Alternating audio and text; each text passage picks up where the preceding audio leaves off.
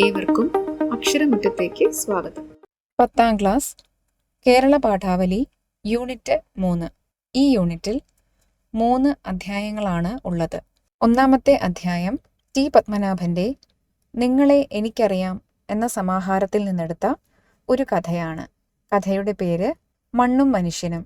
2ാമത്തെ അധ്യായം ഒരു കവിതയാണ്. കാറ്റേ കടലേ എന്ന പി രാമചന്ദ്രന്റെ കവിതാസമാഹാരത്തിൽ നിന്നെടുത്ത ബത്തേരിക്കടുത്ത് മലങ്കരയിൽ എന്ന കവിത. 3ാമത്തെ അധ്യായം സാറാ ജോസഫിന്റെ ആദി എന്ന നോവലിൽ നിന്ന് എടുത്ത ഒരു ഭാഗമാണ്. വെള്ളത്തിന് തെളിയാതിരിക്കാനാവില്ല എന്നാണ് ഈ അധ്യായത്തിന്റെ പേര്. ഇതൊരു പരിസ്ഥിതി നോവലാണ്. നമ്മളിന്ന് പഠിക്കാൻ പോകുന്നത് ഇതിൽ 1ാമത്തെ അധ്യായമാണ്, അതായത് മണ്ണും മനുഷ്യനും എന്ന കഥ. ഈ പാഠഭാഗത്തിന്റെ വിശകലനവും പാഠഭാഗ പ്രവർത്തനങ്ങളുടെ ഉത്തരമാതൃകകളുമാണ് ഈ വീഡിയോയിൽ ഉൾപ്പെടുത്തിയിട്ടുള്ളത്. വീഡിയോ മുഴുവനായി കാണാനും ഉത്തരങ്ങൾ എഴുതിയെടുത്ത് പഠിക്കാനും ശ്രദ്ധിക്കുക. അധ്യായത്തിലേക്ക് കടക്കാം. യൂണിറ്റിന്റെ ആമുഖമായി APJ അബ്ദുൽ കലാമിന്റെ പ്രചോദിപ്പിക്കുന്ന പ്രഭാഷണങ്ങളിൽ നിന്നും ഒരു ഭാഗം നൽകിയിരിക്കുന്നു. ശ്രദ്ധിക്കുക. മലിനീകരണമുക്തമായ ശുദ്ധവും ഹരിതാഭവുമായ ഒരു പരിസ്ഥിതി സാക്ഷാത്കരിക്കാൻ സുസ്ഥിര വികസനം പ്രാപ്തമാക്കുന്നു. എന്താണ് ഇവിടെ പറഞ്ഞിരിക്കുക? എന്താണ് സുസ്ഥിര വികസനം? സുസ്ഥിര വികസനം എന്നാൽ നിലവിലെ തലമുറയുടെ ആവശ്യങ്ങൾ നിറവേറ്റുന്നതിനോടൊപ്പം ഭാവി തലമുറയുടെ ആവശ്യങ്ങൾ നിറവേറ്റാനുള്ള കഴിവിൽ വിട്ടുവീഴ്ച ചെയ്യാത്ത ഒരു വികസന രീതിയാണ്. ഇത് സാമ്പത്തിക വളർച്ച, സാമൂഹിക ക്ഷേമം, പാരിസ്ഥിതിക സംരക്ഷണം എന്നീ 3 പ്രധാന ഘടകങ്ങളെ ഒരുമിപ്പിക്കുന്നു. മനുഷ്യന്റെയും ഭൂമിയുടെയും ക്ഷേമത്തിനായി എല്ലാവരും ഒരുമിച്ച് പ്രവർത്തിക്കേണ്ടതുണ്ട് എന്നാണ് സുസ്ഥിര വികസനം കൊണ്ട് അർത്ഥമാക്കുന്നത്. അതായത് നാം ജീവിക്കുന്ന ഈ പ്രകൃതി, ഇവിടെയുള്ള വിഭവങ്ങൾ ഒന്നും തന്നെ ഏതെങ്കിലും ഒരു മനുഷ്യനോ അല്ലെങ്കിൽ ഏതെങ്കിലും ഒരു പ്രത്യേക വിഭാഗത്തിലുള്ള മനുഷ്യർക്ക് വേണ്ടി മാത്രമോ ഉള്ളതല്ല. ഇന്ന് ജീവിക്കുന്ന ഈ തലമുറയ്ക്കും ഇനി വരുന്ന ഭാവി തലമുറകൾക്കും ഉപകാരപ്പെടേണ്ടുന്ന ഒന്നാണ് പ്രകൃതിയിലെ വിഭവങ്ങൾ. അവ ആവശ്യത്തിന് മാത്രം വ്യയം ചെയ്തുകൊണ്ട് അഥവാ ഉപയോഗിച്ചുകൊണ്ട് അടുത്ത തലമുറയ്ക്ക് വേണ്ടി കരുതി വെക്കേണ്ടതുമുണ്ട്. അതോടൊപ്പം പ്രകൃതിയെ സംരക്ഷിക്കുകയും പ്രകൃതിയെ മലിനീകരിക്കുന്ന ഘടകങ്ങളെ തടയേണ്ടതുമുണ്ട് എന്നാണ് ഈ വരികളിലൂടെ APJ അബ്ദുൽ കലാം ഉദ്ദേശിച്ചിരിക്കുന്നത്.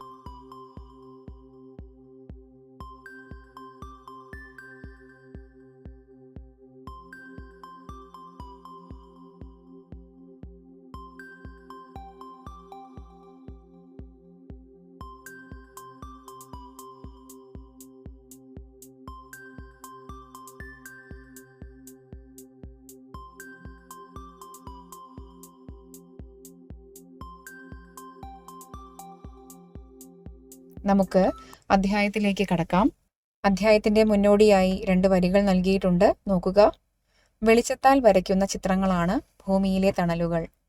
ഇലകൾ കാറ്റായി തഴുകുന്നു. എങ്ങനെയാണ് തണലുണ്ടാകുന്നത്?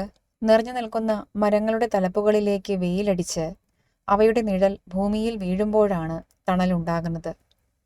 ശിഖരങ്ങൾക്കിടയിലൂടെ താഴേക്ക് പതിക്കുന്ന പ്രകാശം ചിത്രങ്ങൾ പോലെ കാണപ്പെടുന്നു. ഈ അധ്യായം ആദ്യമൊന്ന് വായിക്കുകയാണ്. അതിനുശേഷം മൊത്തത്തിലൊന്ന് വിശകലനം ചെയ്യാം. താരതമ്യേന വലിയ ഒരു അധ്യായമായതുകൊണ്ട് തന്നെ പൂർണ്ണമായ വായനയ്ക്ക് ശേഷമാണ് വിശകലനം ചെയ്യുന്നത്. ശ്രദ്ധിക്കുക. മണ്ണും മനുഷ്യനും. മറയാൻ പോകുന്ന സൂര്യൻ വൃക്ഷത്തലപ്പുകളിൽ മഞ്ഞയും ചുവപ്പുമൊക്കെ വാരി വിതറുന്നതും നോക്കി ഞാനിരുന്നു. പതിവ് പോലെ എൻ്റെ മടിയിൽ പഴയ ഒരു കവിതാ പുസ്തകവുമുണ്ടായിരുന്നു. പുസ്തകമുണ്ടായിരുന്നുവെങ്കിലും ഞാനത് വായിക്കുന്നുണ്ടായിരുന്നില്ല. ഒരു ശീലത്തിന് അതെടുത്തു എന്നേ ഉണ്ടായിരുന്നുള്ളൂ. വായിച്ചു വായിച്ച് എല്ലാം മനഃപ്പാഠമായിരുന്നു. എനിക്ക് ഏറ്റവും ഇഷ്ടമുള്ള കവി, അദ്ദേഹത്തിന്റെ വരികൾ മനസ്സിൽ മുറുകിയ ഒരു കമ്പി ആരോ പതുക്കെ മീട്ടുന്നത് പോലെ ഞാൻ മൂളുന്നുണ്ടായിരുന്നു. ചോക്കുന്നു കാടന്തി മേഘങ്ങൾ പോലെ. വീണ്ടും വീണ്ടും എൻ്റെ കവിയുടെ വരികൾ ഞാൻ ഉരുവിട്ടുകൊണ്ടിരുന്നു. പൂക്കുന്നിതാ മുല്ല പൂക്കുന്ന അശോകം, പൂക്കുന്നു തേന്മാവ് പൂക്കുന്നിലഞ്ഞി. അന്തിവെളിച്ചം പൂർണ്ണമായും മറയാൻ പോവുകയായിരുന്നു. എങ്കിലും അപ്പോഴും എൻ്റെ പറമ്പിൻ്റെ പടിഞ്ഞാറുള്ള വലിയ മരങ്ങളും വള്ളികളും അവയിലെ പൂക്കളും എനിക്ക് കാണാമായിരുന്നു. ഞാൻ ഇവിടെ വരുമ്പോൾ, അന്ന് കൊച്ചിയിലെ എൻ്റെ ജോലിയിൽ നിന്ന് റിട്ടയർ ചെയ്തപ്പോഴാണ്, ഈ സ്ഥലം മുഴുവൻ ഒരു വലിയ കാട് പോലെയായിരുന്നു. എനിക്ക് തൃപ്തിയായി. കുണ്ടും കുഴിയുമൊന്നുമില്ലാതെ സമനിരപ്പായ സ്ഥലം. ഇഹമേ നിഭൃത പ്രശാന്തം, ഈ ഉലക ആഹന്ത നിസർഗ സുന്ദരം. ഇവിടുത്തെ വലിയ ഒരു വീട്ടുകാരുടേതായിരുന്നു ഈ സ്ഥലമൊക്കെ. ഭൂമി വിറ്റു ജീവിക്കേണ്ട ആവശ്യമൊന്നും അവർക്കുണ്ടായിരുന്നില്ല. എന്നിട്ടും എന്റെ ആവശ്യം കേട്ടപ്പോൾ അവർ വിസമ്മതമൊന്നും കാട്ടിയില്ല. വലിയ കാശും വാങ്ങിയില്ല. അങ്ങനെ ഇവിടുത്തെ ആദ്യത്തെ കുടിയേറ്റക്കാരനായി ഞാൻ. മെയിൻ റോഡിൽ നിന്ന് 10 മിനിറ്റ് നടന്നാൽ ഇവിടെ എത്താം. നഗരത്തിന്റെ ശബ്ദമോ ബഹളമോ ഒന്നുമില്ല. തികച്ചും ശാന്തം. ഇതായിരുന്നു ഈ സ്ഥലം തന്നെ തിരഞ്ഞെടുക്കാൻ എന്നെ പ്രേരിപ്പിച്ച പ്രധാന കാരണം. എനിക്ക് ശേഷം വേറെയും ആൾക്കാർ വന്നു. ചെറുതും വലുതുമായ വീടുകൾ ഇവിടെ പൊന്തി. പക്ഷേ എന്നെ ഏറ്റവും അമ്പരപ്പിച്ചത് എന്റെ അയൽപ്പക്കത്തെ വീടായിരുന്നു. അത് ഒരു വീടായിരുന്നില്ല, വലിയ ഒരു ബംഗ്ലാവ്, അല്ലെങ്കിൽ ഒരു കൊട്ടാരം തന്നെയായിരുന്നു. എന്തിനാണ് ആളുകൾക്ക് ഇത്രയും വലിയ വീട്? പക്ഷേ അത് തീരുമാനിക്കേണ്ടത് വീട് വയ്ക്കുന്ന ആളാണല്ലോ. വീട് വയ്ക്കുന്ന ആളെക്കുറിച്ച് പറയുമ്പോൾ ആർക്കും അദ്ദേഹത്തെക്കുറിച്ച് അധികമൊന്നും അറിയുമായിരുന്നില്ല. ആകെ അറിഞ്ഞത് ഇത്രമാത്രമായിരുന്നു: അകലെ എവിടെയോ ഉള്ള ആളാണ്. വളരെ ചെറുപ്പത്തിൽ ഗൾഫിൽ പോയി, ധാരാളം കാശുണ്ടാക്കി. ഇപ്പോൾ ഒന്നിലധികം രാജ്യങ്ങളിൽ സ്വന്തമായി ബിസിനസ് ഉണ്ട്. ഭാര്യ നേരത്തെ മരിച്ചുപോയി. മക്കൾ 2 പേർ അമേരിക്കയിൽ ഉന്നത വിദ്യാഭ്യാസം ചെയ്യുന്നു. പേര് ഒരു KU നായർ. അത് ഉണ്ണികൃഷ്ണനാകാം, ഉമാനാഥനാകാം, ഉണ്ണീരിക്കുട്ടിയുമാകാം. തിട്ടമായി ആർക്കും അറിയില്ല. അദ്ദേഹം വീട് വെച്ചതിനെക്കുറിച്ച് പറഞ്ഞാൽ വിശ്വസിക്കാൻ കഴിയില്ല. കണ്ണടച്ചു തുറക്കുന്നതിനിടയിലാണ് പണി പൂർത്തിയായത്. അറബിക്കഥയിലെ രാജകുമാരന് ഭൂതം മണിമാളിക പണിതു കൊടുത്തതുപോലെ. ഭൂതത്തിന് ഒരു രാവ് മതിയായിരുന്നു. പക്ഷേ ഇവിടെ ഏതാനും ആഴ്ചകൾ വേണ്ടി വന്നു എന്ന വ്യത്യാസമുണ്ട്. പിന്നെ ഭൂതങ്ങൾക്ക് പകരം എഞ്ചിനീയർമാർ, ഓവർസിയർമാർ, ജോലിക്കാർ, യന്ത്രങ്ങൾ. എന്തൊരു ഘോഷമായിരുന്നു! എന്നിട്ട് ഇങ്ങനെയൊരു വീട് ഇവിടെ എടുത്തിട്ട് കൊല്ലത്തിൽ എത്ര ദിവസമാണ് അദ്ദേഹം? 1-2 ആഴ്ചകൾ. അമേരിക്കയിലെ മക്കൾ ഇവിടെ വന്ന് താമസിക്കുന്നത് ആരും കണ്ടിട്ടില്ല. അവർക്കും അവിടെ അവരുടേതായ തിരക്കുകൾ ഉണ്ടായിരിക്കുമല്ലോ. എങ്കിലും വീട് ഒരിക്കലും പൂട്ടിക്കിടന്നിരുന്നില്ല. ഒരു കെയർടേക്കർ ഉണ്ടായിരുന്നു. പിന്നെ അദ്ദേഹം ഇവിടെ താമസിക്കാൻ വന്നപ്പോഴൊക്കെ ടൗണിലെ മുന്തിയ ഹോട്ടലിൽ നിന്ന് ഒരു ബട്ട്ലറും വന്നിരുന്നു. മഞ്ഞു വീഴാൻ തുടങ്ങുന്നതിന് മുൻപ് ഞാൻ എഴുന്നേറ്റു. വീട്ടിലേക്ക് പോയി. രാത്രി ഭക്ഷണം തയ്യാറാക്കേണ്ടതുണ്ടായിരുന്നു. പക്ഷെ അത് ബുദ്ധിമുട്ടുള്ള ഒരു പണിയായിരുന്നില്ല. ജൈവവളം മാത്രം ഉപയോഗിച്ച്, കീടനാശിനികളൊന്നും തളിക്കാതെ എന്റെ ചങ്ങാതി കുഞ്ഞിക്കണ്ണൻ തമിഴ്നാട്ടിലെ ഊത്തുകോട്ടയിൽ കൃഷിയിടത്തിൽ ഉണ്ടാക്കുന്ന മേത്തരം ബാപ്പട്ല അരിയുണ്ട്. മിനിറ്റുകൾ കൊണ്ട് അരി വെന്ത് ഒന്നാന്തരം ചോറാകും. പിന്നെ മഞ്ചേരിയിൽ നിന്ന് മേനോൻ അയച്ചു തന്ന ഒന്നാന്തരം കടുമാങ്ങ. ഉച്ചയ്ക്ക് ഞാൻ തന്നെ വെച്ച ചെറുപയർ പുഴുക്ക് ഒന്ന് ചൂടാക്കുക കൂടി ചെയ്തു. Dinner ready. ഉറങ്ങാൻ കിടന്നപ്പോൾ മനസ്സിൽ ഒരലട്ടലുമില്ലായിരുന്നു. അതുകൊണ്ട് സുഖനിദ്ര. ചത്ത പോലെ ഉറങ്ങി എന്നൊക്കെ പറയാറില്ലേ, അതുതന്നെ. പുലർച്ചെ പതിവ് പോലെ നേരത്തെ എഴുന്നേറ്റു. പ്രാഥമിക കൃത്യങ്ങളൊക്കെ നിർവഹിച്ചതിനു ശേഷം നടക്കാൻ പോയി. എന്നുമെന്ന പോലെ ഇടവഴികളിലൂടെ തന്നെയാണ് നടന്നത്. മണ്ണും പൊടിയും ചെളിയും ഒക്കെ ചവിട്ടി മാറ്റി ഏതോ ഒരു അത്യാവശ്യ കാര്യം നിർവഹിക്കുന്ന സന്തോഷത്തോടെ ധൃതിയിൽ. സൂര്യൻ ഉദിച്ചുയരുന്നതിന് മുൻപായി ഞാൻ വീട്ടിൽ തിരിച്ചെത്തി. അപ്പോൾ ഞാൻ കണ്ടു, അദ്ദേഹം ബംഗ്ലാവിന്റെ ഗേറ്റിനരികിൽ നിൽക്കുന്നു. ഞാൻ നേരെ നോക്കി. അദ്ദേഹം കുശലം ഭാവിക്കുകയും പുഞ്ചിരിക്കുകയും ചെയ്തുവെങ്കിലും എനിക്ക് സത്യത്തിൽ അപ്പോൾ എന്തെന്നില്ലാത്ത അമ്പരപ്പാണുണ്ടായത്. അദ്ദേഹം പഴയ ആളേ ആയിരുന്നില്ല. പഴയ ആളുടെ ഒരു നിഴൽ മാത്രമായിരുന്നു. കണ്ണുകൾ കുഴിയിലേക്ക് പോയി, വിളറി ഒരു പ്രേതത്തെ പോലെ. ഒരിക്കലും അങ്ങനെയുള്ള ഒരാളായിരുന്നില്ലല്ലോ. ഈ ബംഗ്ലാവ് കെട്ടുമ്പോഴും ഈ അടുത്ത കാലം വരെയും തന്നെ എന്തുമാത്രം ഊർജ്ജസ്വലനായിരുന്നു. അങ്ങനെയുള്ള ആളാണ് ഇപ്പോൾ പെട്ടെന്ന് സൗകര്യത്തോടെ ബംഗ്ലാവിൽ ചെന്ന് അദ്ദേഹവുമായി സംസാരിക്കണമെന്ന് എനിക്ക് തോന്നി. ആരുമായും അടുത്തിടപഴകുന്ന ആളല്ല എന്നത് ശരി തന്നെ. എന്നാലും എന്നോടങ്ങനെ ആയിരുന്നില്ലല്ലോ. എന്തോ എന്നോടൊരു മമതയുണ്ട് എന്ന് തന്നെയാണ് എൻ്റെ വിശ്വാസം. ഈ വിശ്വാസത്തിന്റെ ബലത്തിന്മേലാണല്ലോ ചുരുക്കം ചില സന്ദർഭങ്ങളിലെങ്കിലും അദ്ദേഹത്തിന് ഇഷ്ടമാകില്ല എന്നറിഞ്ഞുകൊണ്ട് തന്നെ ചില കാര്യങ്ങളെക്കുറിച്ച് അദ്ദേഹവുമായി സംസാരിച്ചിട്ടുള്ളതും. ഉദാഹരണത്തിന്, അദ്ദേഹത്തിന്റെ പറമ്പിലെ കൂറ്റൻ മരങ്ങൾ മുഴുവൻ അദ്ദേഹം മുറിച്ചു നീക്കിയപ്പോൾ. ആദ്യം മരങ്ങൾ മുറിച്ചത് ബംഗ്ലാവ് വെക്കേണ്ടതിനായിരുന്നു. ഇത് ആവശ്യം തന്നെ. പിന്നീട് ബംഗ്ലാവിന്റെ മുൻപിലെ മരങ്ങൾ ഒഴിഞ്ഞ സ്ഥലം മുഴുവൻ അദ്ദേഹം ഇന്റർലോക്കിംഗ് ടൈലുകൾ പതിച്ചു. എവിടെ നോക്കിയാലും ഒരു തരി മണ്ണുപോലും കാണാൻ കഴിയില്ല. പല നിറങ്ങളിലുമുള്ള ടൈൽസ് മാത്രം. ഏറെ കാശ് ചിലവായിട്ടുണ്ടാകുമെന്ന് തീർച്ച.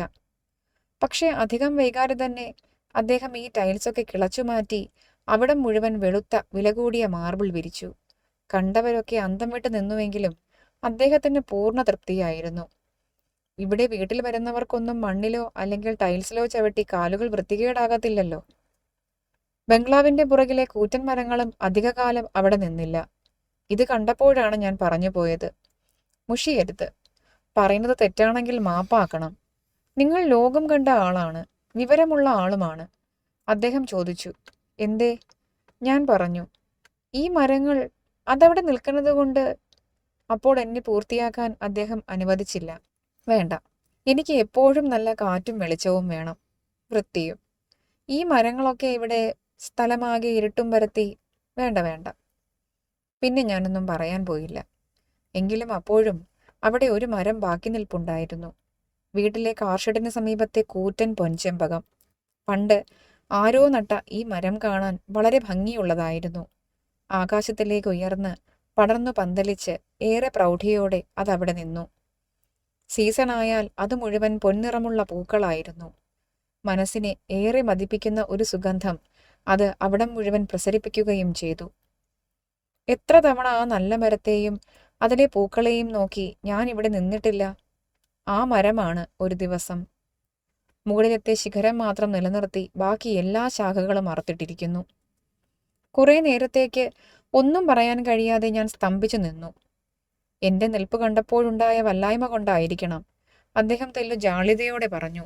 ഇലകളും പൂക്കളുമൊക്കെ കൊഴിഞ്ഞ് ഈ സ്ഥലം മുഴുവൻ വൃത്തികേടാകുന്നു. എന്നാൽ പിന്നെ ആ മരം അടിവേര് തന്നെ വെട്ടിയിടാമായിരുന്നില്ലേ എന്ന് ഞാൻ ചോദിച്ചപ്പോൾ അദ്ദേഹം ഒന്നും പറഞ്ഞില്ല. നിങ്ങളൊരു രാക്ഷസനാണോ എന്ന് ഞാൻ മനസ്സുകൊണ്ട് അപ്പോൾ ചോദിച്ചു പോയി. ഇവിടെ താമസമാക്കിയതിൻ്റെ ആദ്യ നാളുകളിലൊന്നിൽ അദ്ദേഹം എൻ്റെ വീട്ടിൽ വന്നിരുന്നു.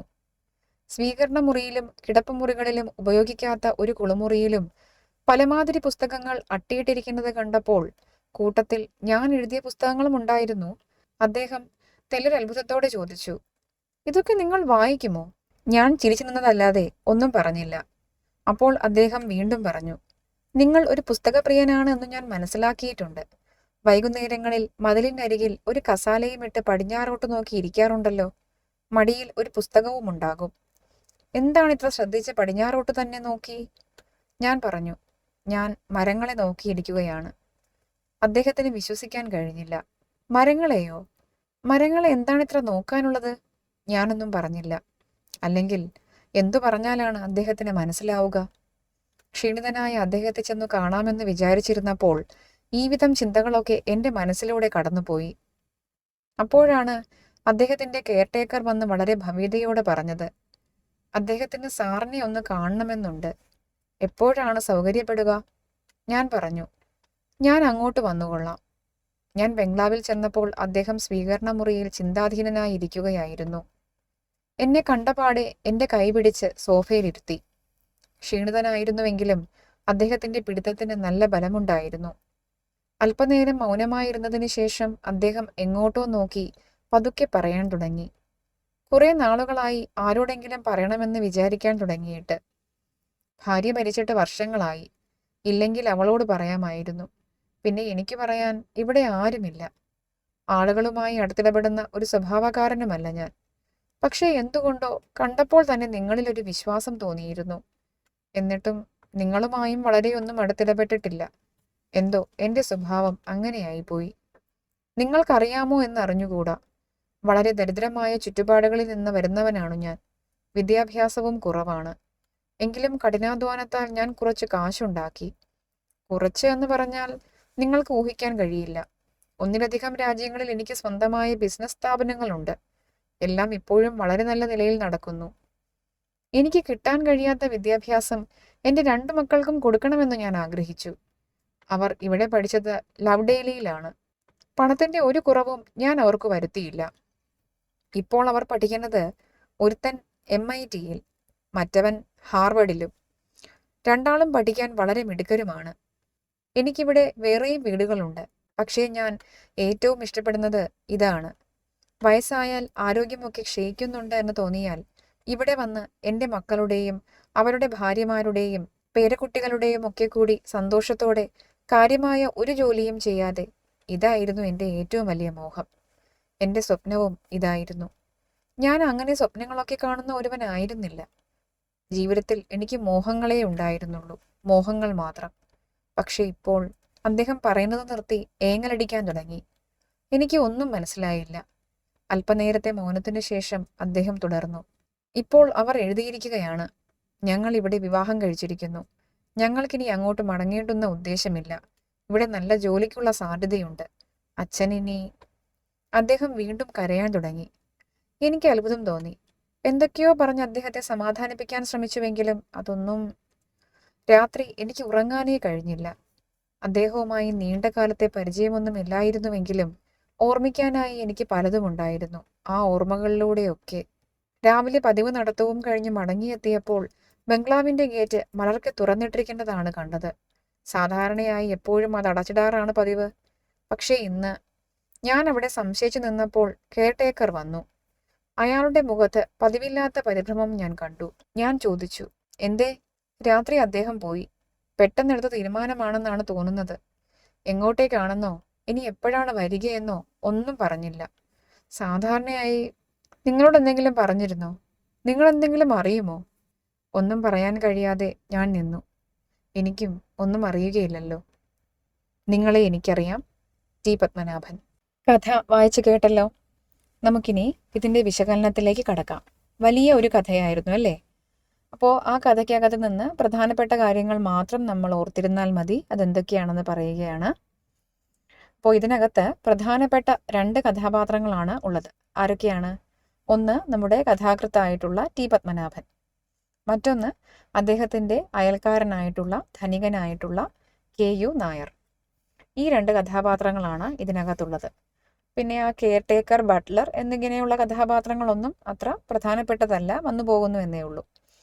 അപ്പോൾ ഈ 2 കഥാപാത്രങ്ങളുടെയും പ്രത്യേകത എന്താണെന്ന് ചോദിച്ചാൽ, ഇവർ രണ്ടുപേരും തികച്ചും വിരുദ്ധമായ സ്വഭാവമുള്ള ആൾക്കാരാണ്. അതായത് ടി പത്മനാഭന്റെ സ്വഭാവത്തിന് നേരെ ഓപ്പോസിറ്റ് ആയിട്ടുള്ള അല്ലെങ്കിൽ വിപരീതമായിട്ടുള്ള ഒരു ക്യാരക്ടറാണ് കഥയിലെ KU നായർ. ടി പത്മനാഭന്റെ ആഗ്രഹം എന്തായിരുന്നു? അദ്ദേഹത്തിൻ്റെ റിട്ടയർമെൻറ്റ് ലൈഫ് ആസ്വദിക്കുന്നതിന് വേണ്ടിയിട്ട്, റിട്ടയർമെൻ്റ് ആയതിനു ശേഷമുള്ള ദിവസങ്ങൾ ആസ്വദിക്കുന്നതിന് വേണ്ടി ഒരു ആളൊഴിഞ്ഞ പ്രദേശത്ത് ഒരുപാട് മരങ്ങളൊക്കെയുള്ള കാടുള്ള ഒരു പ്രദേശം തിരഞ്ഞെടുത്ത് അവിടെ കുറച്ച് സ്ഥലം വാങ്ങി ഒരു കുഞ്ഞു വീടൊക്കെ വെച്ച് താമസിക്കുകയാണ്. എന്തിനാണ് അദ്ദേഹം അങ്ങനെ ഒരു സ്ഥലം തിരഞ്ഞെടുത്തത് എന്ന് ചോദിച്ചാൽ, അവിടെ നിറയെ മരങ്ങളുണ്ട്. വൈകുന്നേരം സമയത്ത് പടിഞ്ഞാറ് ഭാഗത്തേക്ക്, എന്താണ് പടിഞ്ഞാറിൻ്റെ പ്രത്യേകത? സൂര്യാസ്തമയം കാണാൻ സാധിക്കുന്ന ദിക്കാണ് പടിഞ്ഞാറ് ഭാഗം അല്ലേ? അപ്പോൾ സൂര്യൻ ഇങ്ങനെ താഴ്ന്ന് പോകുന്നത് പോലെയുള്ള കാഴ്ച ഉണ്ടാകുന്നത് പടിഞ്ഞാറ് ഭാഗത്താണ്. അവിടേക്ക് നോക്കിയിരുന്നാൽ ഈ വൃക്ഷത്തലപ്പുകളിലൂടെ സൂര്യൻ മറയുന്നതും ആകാശം ചുവന്നു തുടുക്കുന്നതുമൊക്കെ അദ്ദേഹത്തിന് കാണാൻ സാധിക്കുമായിരുന്നു. അത് മരങ്ങളുടെ തലപ്പുകൾക്കിടയിലൂടെ തന്നെ കാണണമെന്നുള്ള ആഗ്രഹം കൊണ്ടാണ് ആ മനോഹരമായ കാഴ്ച കാണാൻ സാധിക്കുന്ന ഒരു പ്രദേശം തിരഞ്ഞെടുത്ത് അദ്ദേഹം വീടൊക്കെ വെച്ച് താമസിക്കുന്നത്. മരങ്ങളെ അദ്ദേഹത്തിന് വളരെ ഇഷ്ടമാണ്, പൂക്കളെ ഇഷ്ടമാണ്. ഈ കഥയുടെ ആദ്യ ഭാഗത്ത് അദ്ദേഹം വായിക്കുന്നതായി കാണുന്ന കവിത കുമാരനാശാന്റെ പൂക്കാലം എന്ന് പറയുന്ന ഒരു കവിതയാണല്ലേ. അപ്പോൾ ആ കവിതയ്ക്കകത്ത് നിന്നുള്ള ഏതാനും വരികളാണ് ഇവിടെ നൽകിയിരിക്കുന്നത്. പൂക്കുന്നിതാ മുല്ല പൂക്കുന്നിലഞ്ഞി എന്നുള്ള കവിത. അപ്പോൾ അതിനകത്ത് പോലും എത്ര മരങ്ങളെക്കുറിച്ചും പൂക്കളെക്കുറിച്ചുമാണ് പറഞ്ഞിരിക്കുന്നതെന്ന് നോക്കൂ. അദ്ദേഹത്തിൻ്റെ വായനയിൽ പോലും അദ്ദേഹം പൂക്കൾക്ക്, ചെടികൾക്ക്, വൃക്ഷങ്ങൾക്കൊക്കെ പ്രാധാന്യം കൊടുക്കുന്ന, അവയോടുള്ള സ്നേഹം പ്രകടിപ്പിക്കുന്ന ഒരു വ്യക്തിയാണ് ടി പത്മനാഭൻ, അല്ലെങ്കിൽ നമ്മുടെ കഥാകൃത്ത്. അങ്ങനെയുള്ള ഒരു കഥാകൃത്തിന് അദ്ദേഹത്തിൻ്റെ സ്വഭാവവുമായി തികച്ചും വിരുദ്ധമായ, അതായത് വിപരീതമായ സ്വഭാവമുള്ള ഒരു അയൽക്കാരനെയാണ് കിട്ടിയിരിക്കുന്നത്. ഈ അയൽക്കാരനാണ് KU നായർ. KU നായർ വളരെ ധനികനായിട്ടുള്ള ഒരാളാണ്. അദ്ദേഹം ചെറുപ്പത്തിൽ തന്നെ ഗൾഫിൽ പോയി ഒരുപാട് പണം സമ്പാദിച്ചു, ഒരുപാട് ബിസിനസ്സുകളൊക്കെ തുടങ്ങി. പല രാജ്യങ്ങളിലായിട്ട് അദ്ദേഹത്തിന് ഒരുപാട് ബിസിനസ്സുണ്ട്, നല്ല സമ്പാദ്യമുണ്ട്, നിരവധി വീടുകളുണ്ട്. അപ്പോൾ അങ്ങനെ എന്തുകൊണ്ടും ധനികനായിട്ടുള്ള ഒരാളാണ് അദ്ദേഹത്തിൻ്റെ അയൽക്കാരൻ. അദ്ദേഹത്തിന് 2 മക്കളാണുള്ളത്. മക്കളൊക്കെ അങ്ങ് വിദേശ രാജ്യങ്ങളിൽ പഠിക്കുകയാണ്. ഈ മക്കൾക്ക് വേണ്ടി KU നായർ ഒരുപാട് സമ്പാദിച്ച് കൂട്ടിക്കൊണ്ടിരിക്കുകയാണ്. എന്നിട്ട് വയസ്സാം കാലത്ത് മക്കളോടൊത്ത് ജീവിക്കുന്നതിന് വേണ്ടി KU നായർ ടി പത്മനാഭന്റെ വീടിൻ്റെ തൊട്ടടുത്ത് വലിയ ഒരു ബംഗ്ലാവ് പണി കഴിപ്പിച്ചിട്ടുണ്ട്. അതിൻ്റെ പ്രത്യേകതകളെക്കുറിച്ച് പറയുന്നുണ്ട്. ഒരുപാട് സ്ഥലത്തെ മരങ്ങളൊക്കെ വെട്ടി നിരത്തിയിട്ടാണ് അവിടെ അങ്ങനെ ഒരു വീട് വെച്ചത്. വീട് വെച്ച് കഴിഞ്ഞിട്ടും അദ്ദേഹം മരങ്ങളെ വെറുതെ വിട്ടില്ല.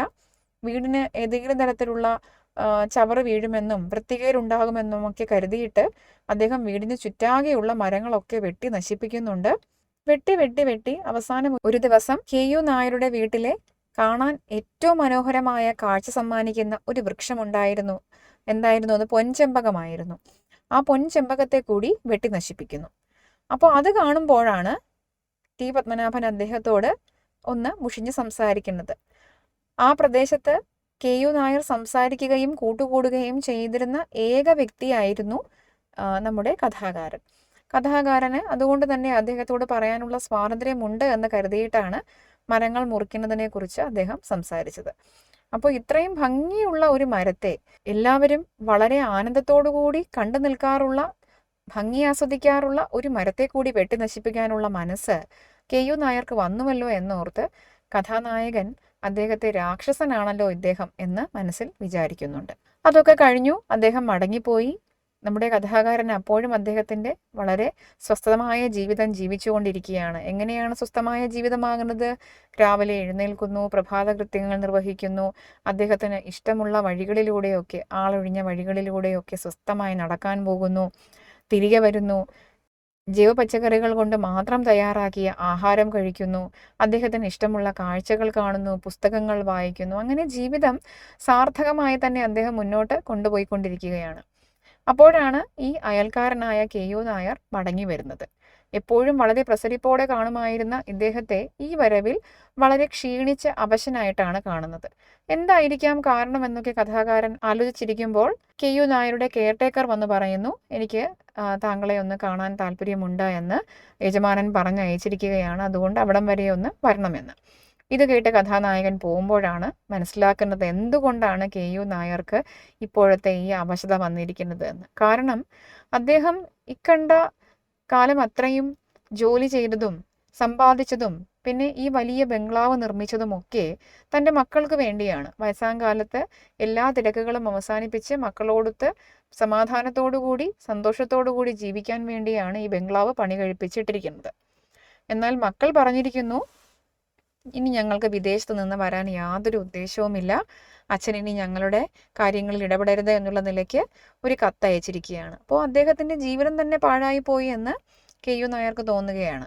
അദ്ദേഹം ഇത്രയും കാലം ജീവിച്ചത് എന്തിനു വേണ്ടിയാണ്? മക്കളുടെ സൗഖ്യത്തിന് വേണ്ടിയും അവർ ഒരു കുറവുമില്ലാതെ ജീവിക്കണം എന്നുള്ള ആഗ്രഹവും കൊണ്ടാണ് അദ്ദേഹം ഇത്രയും കാലം ജീവിച്ചു വന്നത്. എന്നാൽ അങ്ങനെയുള്ള മക്കൾക്ക് ഈ അച്ഛനെയും അദ്ദേഹത്തിൻ്റെ സമ്പാദ്യത്തെയും അദ്ദേഹം ഇങ്ങനെ പണി കഴിപ്പിച്ച് വെച്ചിരിക്കുന്ന ഈ ഒരു ബംഗ്ലാവിനെയും ഒന്നും ആവശ്യമില്ല എന്ന് അറിയുന്നിടത്ത് KU നായർക്ക് താൻ ഇതുവരെ ചെയ്ത എല്ലാ പ്രവൃത്തികളും ശൂന്യമായി പോയല്ലോ, പ്രയോജനമില്ലാത്തതായി പോയല്ലോ എന്നൊക്കെയുള്ള തോന്നൽ ഉണ്ടാവുകയാണ്. അതോടുകൂടി അദ്ദേഹം ജീവിതത്തിൽ സകലതും നഷ്ടപ്പെട്ടവനായി തീർന്ന് നിരാശയിലേക്ക് കൂപ്പുകുത്തുകയാണ് എന്ന് നമ്മുടെ കഥാകാരനോട് പറയുന്നു. പറഞ്ഞതിന് ശേഷം പിറ്റേ ദിവസം രാവിലെ ആവുമ്പോഴേക്കും അറിയുന്നു, ആരോടും പറയാതെ എങ്ങോട്ടാണ് പോകുന്നത് എന്ന് പോലും പറയാതെ അദ്ദേഹം KU നായർ എങ്ങോട്ടേക്കോ പോയി കളഞ്ഞു എന്നുള്ളത്. അദ്ദേഹം ഇനി ആ വീട്ടിലേക്ക് വരുമെന്നോ അല്ലെങ്കിൽ ആ ബംഗ്ലാവിൽ താമസിക്കുമെന്നോ ഒന്നുമുള്ള പ്രതീക്ഷയും കഥ പങ്കുവെക്കുന്നില്ല. അതായത് ഒരു മനുഷ്യൻ, രണ്ട് തരത്തിലുള്ള മനുഷ്യരെയാണ് നമ്മളിവിടെ കാണുക. ഒരാൾ എല്ലാ തിരക്കുകളും അവസാനിച്ച് പ്രകൃതിയിലേക്ക് മടങ്ങാൻ കാത്തിരുന്ന് ഒടുവിൽ റിട്ടയർമെൻറ്റ് ലൈഫ് പ്രകൃതിയോടൊത്ത് ചിലവഴിക്കുന്നതിന് വേണ്ടി വന്നിരിക്കുകയാണ്. അതാണ് നമ്മുടെ കഥാനായകനായ കഥാകൃത്ത്. മറ്റൊരാൾ തൻ്റെ ആയുസ്സും ആരോഗ്യവും ഒക്കെ വിനിയോഗിച്ച് സമ്പാദിച്ച് മക്കൾക്ക് വേണ്ടി ജീവിച്ച് മക്കൾക്ക് വേണ്ടി പ്രവർത്തിച്ച് മക്കൾക്ക് വേണ്ടി പണം സമ്പാദിച്ച് അവർക്ക് വേണ്ടി വലിയ വീടൊക്കെ പണി കഴിപ്പിച്ച് അവർക്ക് പ്രകൃതിയെ കൊണ്ടുപോലും ഒരു ഇല കൊണ്ടോ ഒരു പൂവോ കൊണ്ടുപോലും ഒരു ദോഷവും സംഭവിക്കരുത് എന്ന് കരുതി പ്രകൃതിയെ മുഴുവനും വെട്ടി നശിപ്പിച്ച് തൻ്റെ മക്കൾക്ക് വേണ്ടി ഒരു വലിയ ബംഗ്ലാവ്, ഒരു വലിയ കൊട്ടാരം തന്നെ തീർത്തിട്ടിട്ട് അതവസാനം ശൂന്യമായി പോകുന്ന കാഴ്ച. അവിടെ അദ്ദേഹം അദ്ദേഹത്തിൻ്റെ കുടുംബത്തെക്കുറിച്ചും മക്കളെക്കുറിച്ചും മാത്രമേ ചിന്തിക്കുന്നുള്ളൂ, പ്രകൃതിയെക്കുറിച്ച് ചിന്തിക്കുന്നില്ല, പ്രകൃതിയുടെ പ്രാധാന്യത്തെക്കുറിച്ച് ചിന്തിക്കുന്നില്ല, അദ്ദേഹം നശിപ്പിച്ചു കളഞ്ഞ മനോഹരമായ പ്രകൃതി ദൃശ്യങ്ങളെക്കുറിച്ചും ചിന്തിക്കുന്നില്ല. അപ്പോൾ രണ്ടു തരം മനുഷ്യരാണ്. ഒന്ന് പ്രകൃതിയിൽ നിന്ന് ആനന്ദം കണ്ടെത്തുന്നവരും, മറ്റൊരാൾ പ്രകൃതിയിൽ നിന്ന് ഒളിച്ചോടിക്കൊണ്ട് ആനന്ദം കണ്ടെത്താൻ ശ്രമിച്ചവരും.